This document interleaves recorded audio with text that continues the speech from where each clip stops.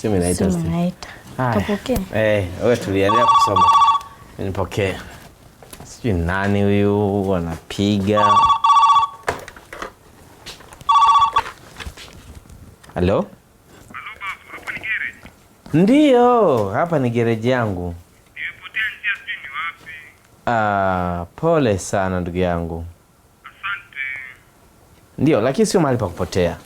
Yaani wewe, si uko Arusha mjini? Ndio, imebidi nirudi kwanza. Sasa una reset tu hizo kilomita, unaanza mwendo kutoka mjini mpaka hapa ni kilomita 15. Kwa hiyo ukishafika kilomita 15, wewe simama, uliza garage iko wapi. Yaani garage, hakuna garage nyingine, ni yetu tu. Ila simpo. Usiwe na wasiwasi, tutatukuta. Haya, karibu. Inashangaza sana. Yaani mimi nashangaa. Mtu anawezaje kupotea njia kutokujua anakoenda? Na maana mtu huyo hana ramani kabisa ya kumuongoza katika maisha yake. Shangaza sana. Mtu anakosa ramani ya kumuongoza katika maisha. Inaonekana hana hata mpango wa kununua ramani. Baba, wewe unajiuliza maswali mengi hivyo. Steve, mjukuu wangu, nawaza sana kuhusu ramani na ndio kinachonisumbua mimi kichwani saa hizi. Ramani? Ndio. Unashangaa?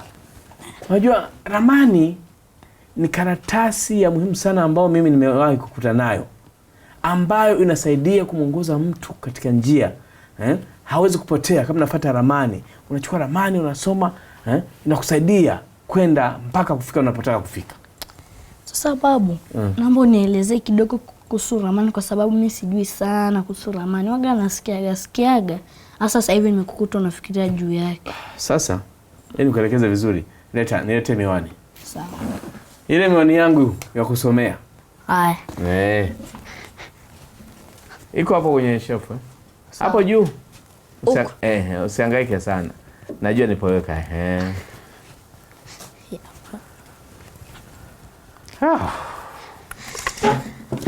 Miwani ya babu lazima itunzwe vizuri. Sasa Steve, mjukuu wangu, unapotaka kusoma ramani lazima kwanza ujue dira inayokusaidia kwamba huku ni mashariki, magharibi, kaskazini na kusini.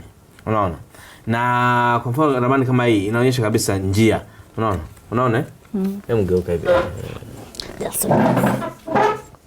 Unaona?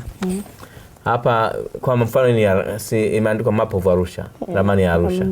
Imeonyesha Fire Road, Sokoine Road, Njiro Road. Kwa hapa ni njia ya moto. Kuna kituo cha kuzimia kituo, kuna zimamoto polisi wa zimamoto. Sasa hii ndio barabara kwenda kwao, kuelekea huko kwao. Hii barabara ya Sokoine ya Njiro. Sasa kwa mfano nikikufungulia hivi. Kumbe ni kubwa. Ni kubwa. Hii ni Arusha. Kwa mfano sasa unaona hii ni to Arusha Airport. Unaona? Hii barabara inakwenda Arusha Airport. Kwa hiyo na hii imeonyesha to Nairobi. Unaona? Huku to Moshi. Kwa hiyo sasa barabara yetu ni hii hapa. Hii hapa. Maeneo hapa unafika Ngaramtoni kwetu, basi unakuwa umefika kwenye kituo chetu cha garage hapa. Kwa hiyo ramani ni muhimu sana, na bila ramani unaweza kupotea Steve. Sawa. Sasa nimeanza kujua kuhusu ramani. Na inaonekana huyu mtu ambaye anachora hii ramani anatumia akili sana. Steven, sio akili tu. Inachukua muda mrefu sana kuiandaa. Kwa sababu ni kitu cha muhimu sana kutuongoza katika maisha. Kwa hiyo inamchukua mtu muda mrefu kuandaa ili iweze kuwa nzuri, isiweze kumpoteza mtu. Babu. Hapo umekuja. Mjukuu wangu happy. Ngoja nichukue nikae kwanza hapa. Sasa babu, mnaongelea nini? Maana naona na ramani meza. Mnaongelea nini? Steve, mwambie. Tulikuwa tunaongelea kuhusu ramani hapa ya Arusha. Sababu babu alikopa anaongea na mtu fulani, sijui amepotea njia. Babu, nimkumbuka mteja fulani hivi tulipokuwa napokea kule garage. Nilipokuwa mdogo alikuwa amepotea njia, akaja mpaka kwenye garage yetu pale. Hapo tuweke kingine kipya. Hapa niko wapi? Shikamo. Marahaba. Kujua uko wapi? Hapana. Hapa uko Ngaramtoni, Arusha, Tanzania. Dada karibu. Sasa habari za saizi? Karibu sana. Nina gari yangu, hii gari inanipoteza kabisa na haijui kwamba inaenda wapi. Inaenda wapi? Zimepita, nimekuja hapa sasa. Nilipokuwa Mwanza, mimi na gari yangu tulikuwa tunajua tunaenda wapi. Hatupotea. Lakini nimefika hapa Arusha. Jana imebidi nilale njiani maana gari haikujua kabisa kwamba hapa ni wapi. Samani. Unasema gari inanipoteza. Inakupoteza, unaendesha yenyewe kuendesha? Inanipoteza sasa, mimi sijafahamu, nafikiri na matatizo. Sio kwamba shida ni wewe mwenyewe labda. Muitengeneze labda. Naomba kama mnaweza kusaidia kuitengeneza tukapata ikanipeleka pale ninapotaka kwenda. Nina wasiwasi maana jana nimelala nje.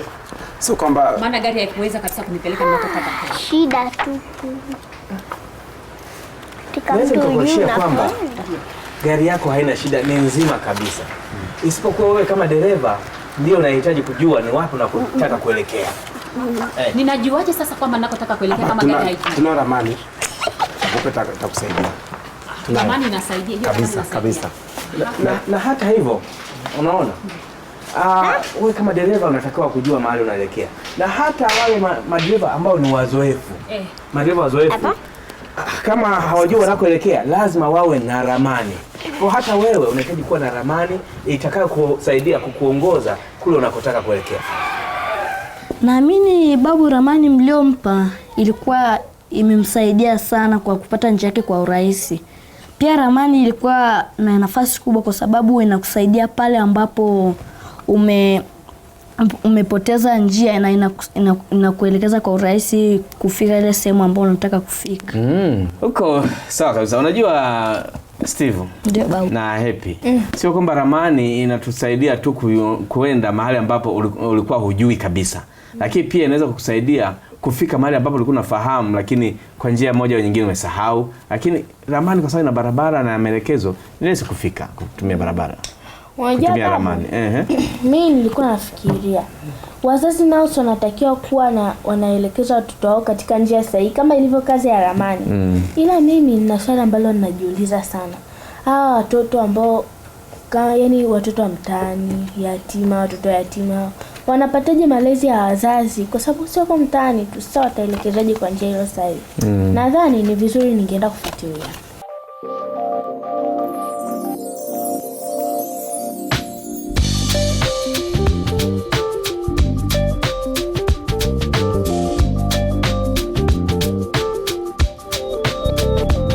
Natumaini unasikia ninachosema. Ni bora ukae kimya usikie nini nasema. Na hii ni muhimu kwa wavulana wasichana. Nasimama mbele yenu, hiki kilio changu na kileta mbele yenu. Leo sitanyamaza, itabidi niseme yote. Nataka kuongea kuhusu haki zao. Hata watu wakubwa mlipitia lika lao. Toto wanayo haki kupata elimu bora, kupendwa na kutunzwa wasijepata madhara. Yapo mateso mengi watoto wanayapata. Ubakaji wa watoto kweli umekithiri, hata unyanyasaji takuwa kila mahali. Twende kule shuleni, adhabu wanazopewa zimezidi uwezo wao. Ni bora zikomeshe kokoa kizazi chao. Naongea kwa uchungu, nasema kitu cha kweli. Ajira za watoto pa kwetu zimeshamili. Nenda kwenye migodi uone wanavyofanywa, ama mashamba chai uone wanavyomiza. Kila nikikumbuka machozi yananitoka. Nasikia maombi wale waona kwamba nakuhitaji.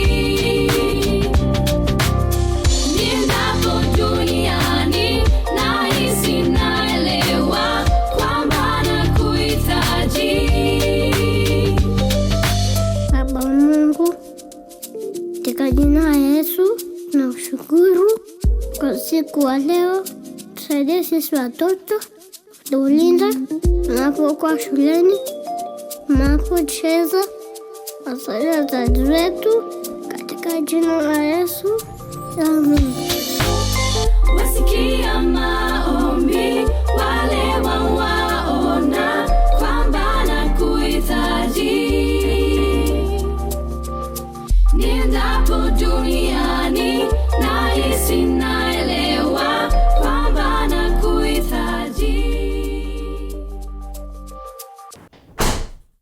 Maoni ya watoto.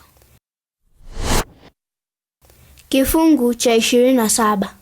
Kila mtoto ana haki ya kuwa na mwongozo wa wazazi au watu wazima katika maisha yao.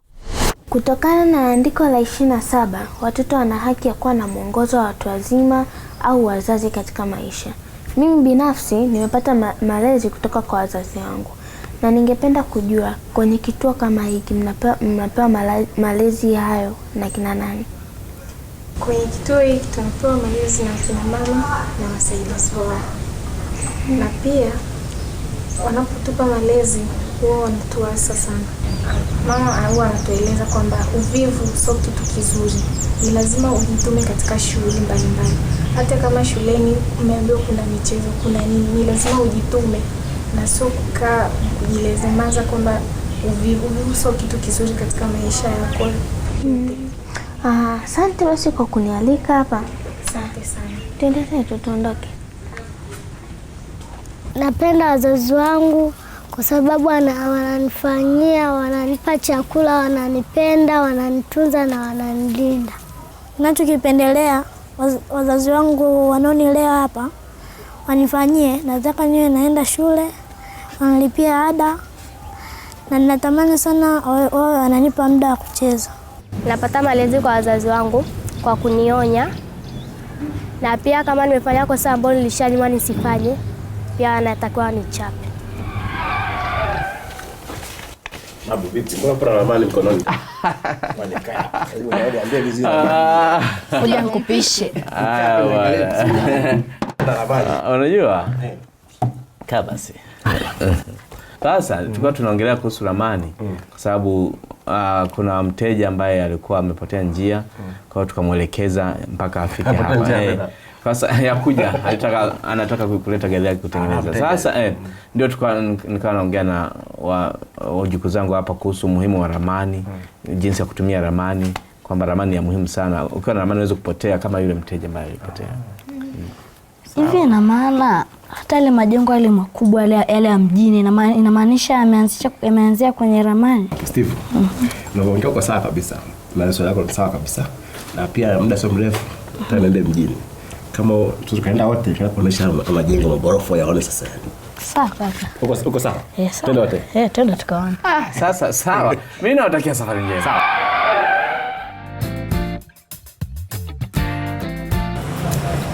Unaona ile gorofa pale? Ni pale hivi.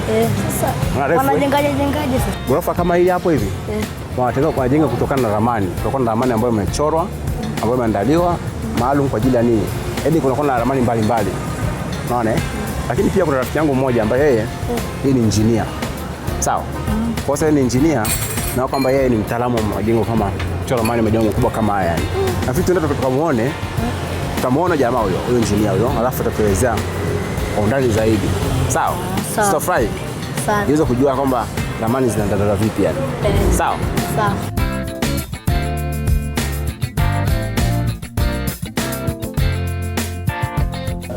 Mheshimiwa. Karibu. Asante sana.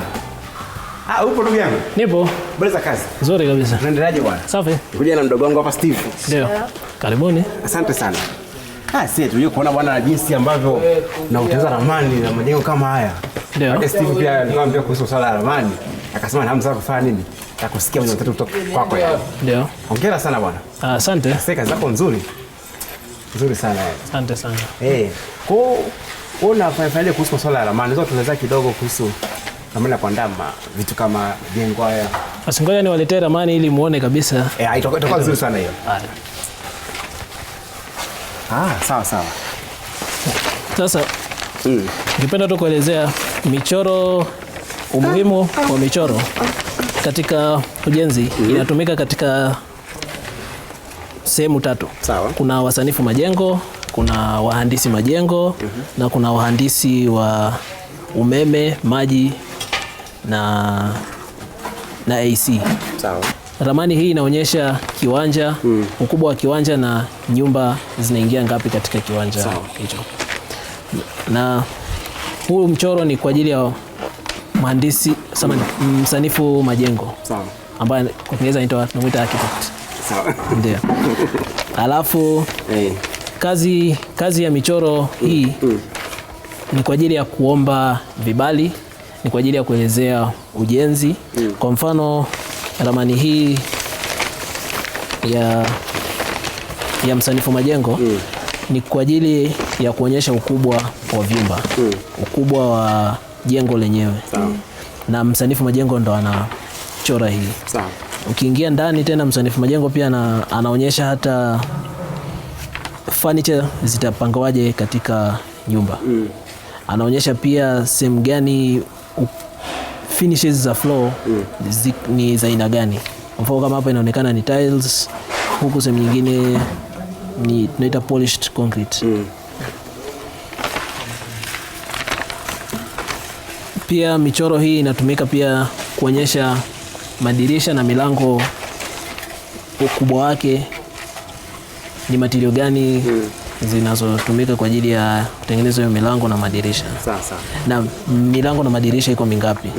Na pia hata zaidi michoro mingine inaweza ikaonyesha nani ndo mtengenezaji wa haya madirisha, milango kabisa. Steve, naona akili kweli. Naelewa kidogo Ndio ramani baba hiyo. Alafu huu mchoro ni wa mhandisi majengo. Hapa anaonyesha beam za kwa ajili ya msingi. Kwamba msingi wa nyumba na yenyewe pia lazima pia unachorwa. Na je, kwa mfano madhara ya mtu labda ajenge nyumba bila kutumia ramani. Unaweza kupata madhara gani labda mfano? Labda kwamba maana ramani kabisa yani. Ama kujenga tu nyumba madhara yake ni kama madhara yake kuna moja, hata manake hata kuwa na kibali cha ujenzi. Kwa serikali wanaweza wakaja wakakwambia uache kujenga kwa sababu una ramani. Pili, utaingia gharama ambazo sio za lazima, kwa sababu huna uhakika unajenga nini, unatumia material kiasi gani. Kwa utaingia hasara saa nyingine kwa sababu hujui picha kabla itakapokuwa. Sasa kwa tutashukuru sana. Karibuni. Asante sana. Asante, kazi njema pia. Asante. Karibu.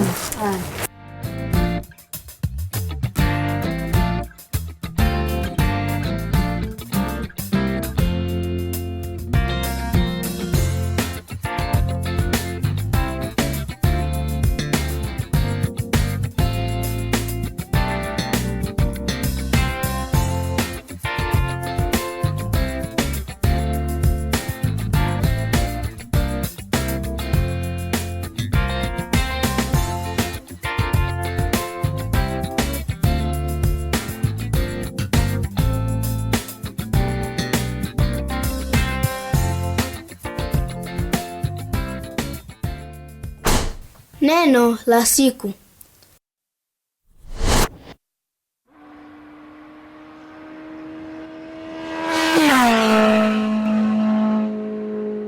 Zaburi 23 mstari wa 4. Naam, nijapopita kati ya bonde la uvuli wa mauti, sitaogopa mabaya, kwa maana wewe upo pamoja nami. Gongo lako na fimbo yako vyanifariji.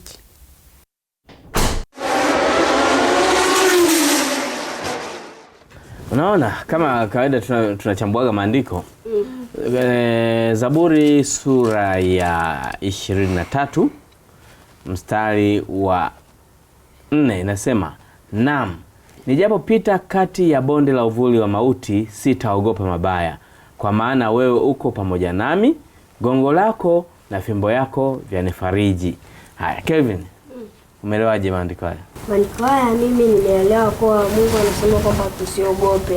Hata kama tukipita kwenye chochote kile, hata kama ni kibaya vipi, kwa usiogope, maana yatakuwa pamoja nawe.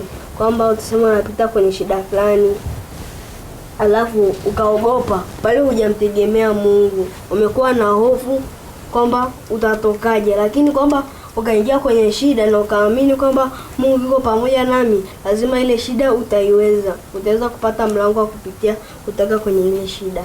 Faraja. Mimi nilivyoelewa katika mstari ni kwamba tunatakiwa tusiwe watu wenye uoga, na pia hata kama ukiwa unajaribia uamini kuwa Mungu anakuona na atakusaidia. Haya, sasa neno hili linamhusu Mungu kwa mfano. Namhusu Mungu kwa yeye anatupa hii amri kabisa, tusiogope, maana yeye yupo na sisi. Kwa hiyo inamhusu Mungu kwa yeye ametupa hii amri, tusiogope. Mjukuu wangu vipi, mwasikia? Mimi nimewasikia. Una swali gani kuwauliza? Mimi ningependa kuuliza watamshirikisha nani na watamshirikisha nini? Mimi nitawashirikisha wazazi wangu, nitaambia kwamba wasiwe na roho ya kuogopa. Basi ni kweli tunapaswa tusiogope. Mungu yuko tayari kutuongoza. Yeye ndio ramani yetu, anatusaidia katika... Haya bwana, karibuni. Mmekuta tunajadili neno la Mungu kuhusu Zaburi hii ambayo ilikuwa nasema nijapopita katika bonde la uvuli wa mauti sitaogopa, maana wewe uko pamoja nami. Gongo lako na fimbo yako yani fariji. Kwa hiyo Biblia inasema tusiogope. Haya, hebu niambieni. Sisi kwa mjini. Kama mdogo hapa. Watafurahi sana kufika mjini leo. Wale magorofa ni makubwa. Kama amefurahi sana yani. Sio pia swali lake la siku kwamba afikie kuhusu magorofa pia na ramani vipi yani. Kule muonyesha muona amefurahi sana pia. Na pia tunakuja zawadi yako. Yes. Zawadi.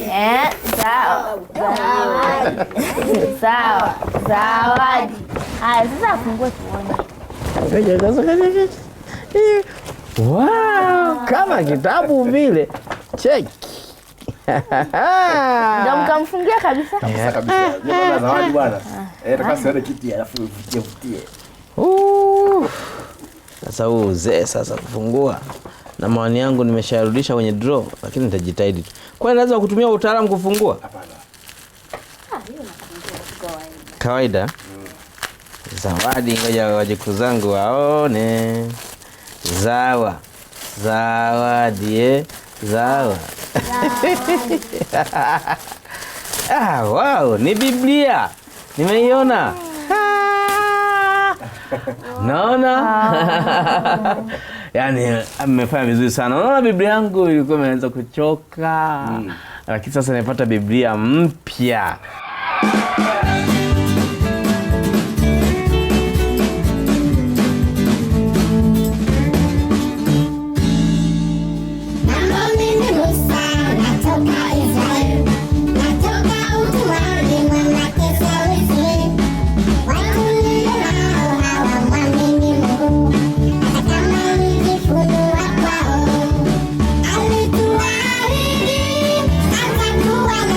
Atakuwa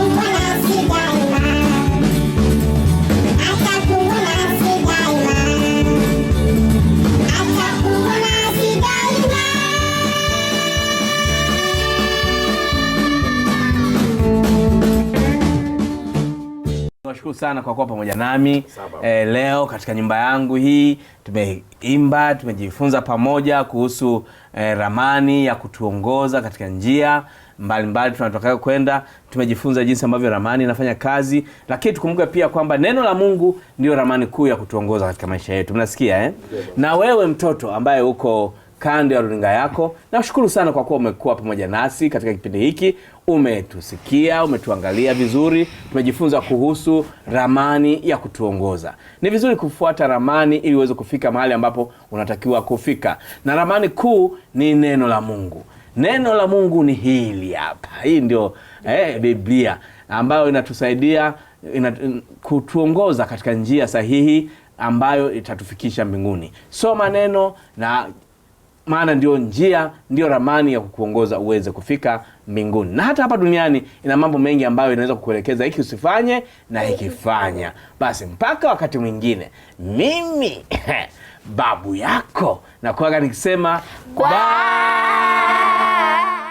Mtoto, ikiwa una swali au maoni, wasiliana nasi kupitia namba anza na alama ya kujumlisha 255754676857 au anza na alama ya kujumlisha 25576588082.